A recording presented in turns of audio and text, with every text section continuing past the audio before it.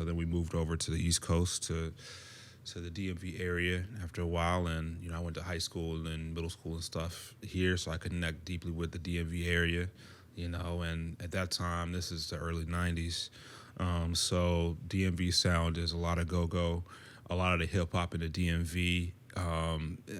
Some of it's local, of course, but a lot of it is just piggybacking off the mainstream New York ideas, and that was all of hip-hop. No one really respected the South outside of the South. But we would travel down to visit people, our family members in South Florida, Carolinas, Atlanta, and the radio stations would have this different vibe to it. We're hearing Chopped and Screwed, we're hearing all these different things, and that had a massive influence on me. Because then when I would go home for the majority of the year, I would have 3 6 Mafia playing. I'd have Slob. I'm in the 5th grade with Slob on my knob on the cassette tape. On the bus. I think I was in high school when that came out. Yeah. People were like, "Yo, what the fuck is this?" And I'm like singing all the words and the whole thing, and it's great. It's great. How were you discovering music at that time? It was just that, like, I would get it from my sister, or I would get it from people from down south, and then I loved movies, so I would always listen to like movie scores all the time. And I was a classical pianist as well, so I started playing piano like around early like 7 or 8. And I began to really enjoy that. And so I play a lot of like Prokofiev, like Beethoven, Debussy, people like that. Those are my favorite composers at that time. And so you take that and you combine that with 3 6 Mafia, or you combine that with, all these other sounds. And I started to have an affinity for like this vibey sound where it was like basic, standard, like maybe dark hip hop, or just hip-hop in general, but it had sort of a different, almost storytelling, thematic element to it. And because I'm watching credits all the time and TV all the time, a lot of times I would listen to music and watch shit on mute. So I watched like the Weather Channel on mute, or the TV, I don't know if you remember the TV Guide channel. Yeah, like the Weather Channel, late, because I stay up late at night, and they shit was at that time like shit just wouldn't be on. It'd just be like the Weather Channel and like scrambled like pornos on Scrambled pornos? What is that? So like back so I'm dating myself. So back in the day, how it worked was you remember pay-per-view channels? Yeah. Yeah. I think we saw pay-per-view like boxing matches and stuff like that. So back then, like, it wasn't digital, it was analog in terms of how it was restricted. So like your TV would get all of the channels, but if you didn't have a certain box, it would come in scrambled up. So if you wanted to see I was a huge wrestling fan. So if you wanted to see like WrestleMania, you can go and try to look at it, and it would be all scrambled up. And you're like, oh, I think this is happening. You kind of hear it. So to watch it, they actually have to send you a physical device? Yes. Really? Yes. And so you have the device, and, we would never get the device. Well, they could also just send the signal. But the point is, like, that signal was a result of, like, a very specific device called it's like an FCC thing. Yeah. But we would bootleg it by getting a cable descrambler. You could buy a thing. A descrambler. That would descramble that analog signal. So you're descrambling pornos in the crib. Yes, basically.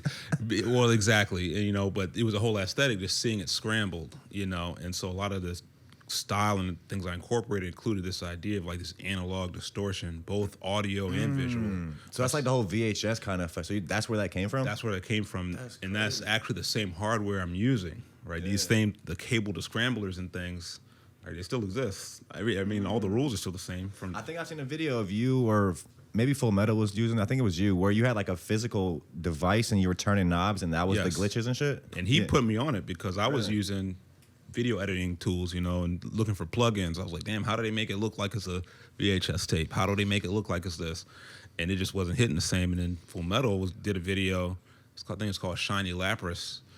And it was like the effects were just like so good. I was like, damn, like, what's the plugin? He said, no, I got the glitch box. The glitch box. I said, the glitch box. He shows it to me, and it's like this Radio Shack thing with all these buttons on top. I'm like, damn, where do you get that? He's like, you can get them on eBay, like, search for this. So he put me on to actually doing it for real. There's no program that syncs with that box? It's all in the... This is all analog. This is all composite. Right, yeah. So I mean, technically you can do it, but it's all just composite. So now, like, I've taken that, full scale over the years. And so, for example, I did a show here in DC, and to do the visuals, I had a PlayStation 3 and a glitch box. And what was the PlayStation 3 for? The PlayStation 3, remember you could put USB in there? Okay. So you could play files off of the PlayStation 3 at lower quality. But what I could do is I could load files into a PlayStation 3. It outputs to an analog source that I run through this old school glitch controller. Then I could change it back to HDMI and output it over like an 8K projector.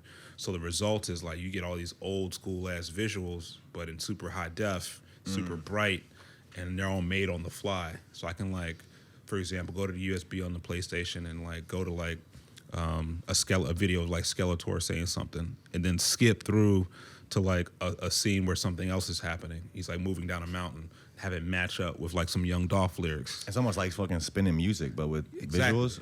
Exactly. So like I'm chopping and moving the visuals with the music, and the people will notice. The people understand it visually and aesthetically. It's hard for them to explain, but they can. Oh shit! This just matched up with this and this. So that all came from that old school experience of looking at Scramble, trying to look at Scramble port, all this stuff like that. Funny as shit. We were reading the I think it was the Amuse IO article on you, and it said that at like right before you started your YouTube channel, your house got broken into and somebody stole all your laptops. Yeah, this was and in you college. You had to restart, and it also said it said you went through a period of demotivation. Oh hell yeah! After that, how was that scenario? How did that lead to you starting your YouTube channel, if it did? Yeah, definitely. It definitely did. Because I was always still just kind of putting out things and editing things, but the idea of putting it out on a location wasn't really that popular or known even that much. This is like 2006. So you're not dropping on anything at that point. You're just making stuff for yourself. There's nothing to drop it on. I mean, SoundCloud doesn't exist.